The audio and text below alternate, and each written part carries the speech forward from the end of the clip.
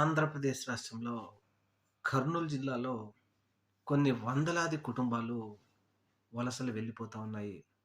రైతన్నలు ఉండటానికి గూడు లేక, తినటానికి తిండి లేక, చేసుకోవడానికి పని లేక, ఆరుగాలం పండించిన పంట చేతికి రాక, ప్రభుత్వం నుంచి మద్దతు ధర లేక, అనేక రకాలుగా రైతులు నష్టపోవడంతో ఇప్పుడు కర్నూలు జిల్లా నుంచి కొన్ని వందల వేలాది కుటుంబాలు పొరుగు రాష్ట్రమైనటువంటి తెలంగాణకు, అలాగే కొన్ని గుంటూరు జిల్లాలలో, గుంటూరు జిల్లా పలు ప్రాంతాలకు వేలాది కుటుంబాలు వలస వెళ్ళిపోతా ఉన్నాయి.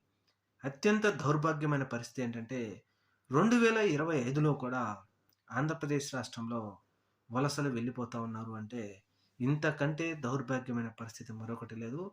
ఇది స్వతంత్ర భారతదేశంలో సాధించిన ఘనత.